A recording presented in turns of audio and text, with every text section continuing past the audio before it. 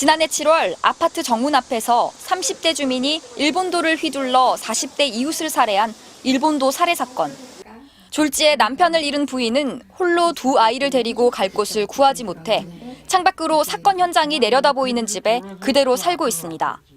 커튼만 열면 그 현장이 바로 보여요. 살 수가 없어. 불안도 하고 무슨 일이 생길까 봐. 같은 아파트에 살고 있는 가해자의 부모는 아들의 범행이 중국 스파이를 처단한 거라는 허위 사실을 퍼뜨리는 2차 가해까지 저질렀습니다. 너무 화가 나고 이게 사람이라면 그러면 안 되는 거라고 생각을 했어.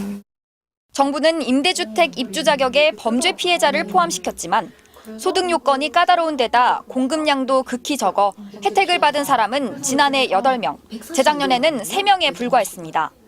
빨리 이사를 가야지 조금이라도 좀 안정을 그래도 찾을 것 같은데 마땅히 갈 곳이 없는 거예요. 무차별 범죄의 확산으로 누구도 범죄 피해로부터 안심할 수 없는 상황. 피해자들이 사회로부터 고립되지 않도록 제도적인 장치 마련이 시급해 보입니다. 저희 남편의 희생이 아니었으면 어느 다른 주민이 희생을 당했을 사건인 거예요. 누구나 피해자 유가족이 될 수 있어요. MBC 뉴스 남효정입니다. 네, 지난해 서울 은평구 아파트에서 이웃 주민을 일본도로 잔인하게 살해한 사건 기억하시죠? 검찰이 이 남성에게 사형을 부형했습니다. 네, 유가족분에게 죄송한 마음 없으세요? 없습니다. 피해자에게 미안한 마음이 없느냐는 취재진 질문에 딱 잘라 없다고 답하는 이 남성. 지난해 8월 영장 실질 심사에 출석하던 피의자 백모 씨인데요.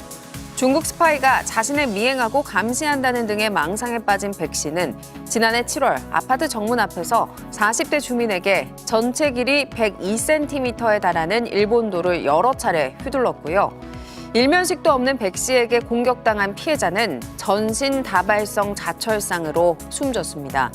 살인 혐의 등으로 재판에 넘겨진 백 씨에 대한 결심 공판이 어제 열렸고요. 검찰은 백 씨가 피해자를 처단한다는 분명한 의식과 목적을 갖고 살해했다며 재판부에 법정 최고형인 사형을 부형했습니다.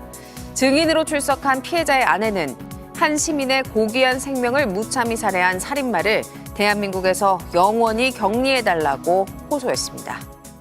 서울 은평구의 한 아파트 단지에서 이웃에게 일본도를 휘둘러 숨지게 한 30대 남성이 서울 서부지법에 도착합니다. 구속영장 실질 심사를 받기 위해 법원에 나온 건데 챙이 있는 모자와 마스크를 착용해 얼굴 대부분을 가린 상태였습니다. 이 남성은 피해자에게 죄송한 마음이 있냐고 묻자 미안한 마음이 없다고 답했습니다. 피해자에게 죄송한 마음 있습니까? 없습니다. 영장 심사를 마치고 나온 일본도 살해 피의자는 이번에는 마스크를 아래쪽으로 내려 입을 드러내고 작심한 듯 말을 쏟아냈습니다. 일본도를 왜 샀습니까? 중국 스파이를 처단하기 위해 샀습니다. 이 남성은 영부인 김건희 여사의 이름까지 거론하며 중국 스파이 때문에 범행을 저질렀다는 주장을 거듭했습니다.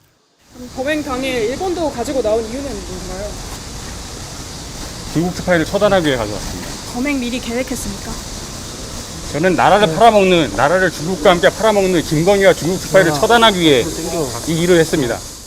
그러면서 자신은 심신미약 상태에서 범행을 저지른 게 아니라고 목소리를 높였습니다. 심신미약 아니라고 주장하시는 거 맞으세요? 맞습니다. 저는 멀쩡한 정신으로 하였습니다. 유가족분에게 하고 싶은 말 없으세요? 없습니다. 저는 중국 스파이를 처단하기 위해 이 일을 하였습니다.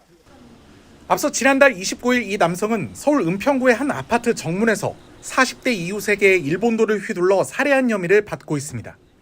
두 아이의 아빠였던 40대 피해자 남성은 부검 결과 찔리거나 베어 숨질 때 나타나는 전신 다발성 자철상을 입었고 몸 여러 군데엔 공격당한 흔적이 있던 것으로 전해졌습니다. 범행에 사용된 흉기는 길이 120cm, 칼날 길이만 75cm에 달하는 일본도인 것으로 알려졌습니다.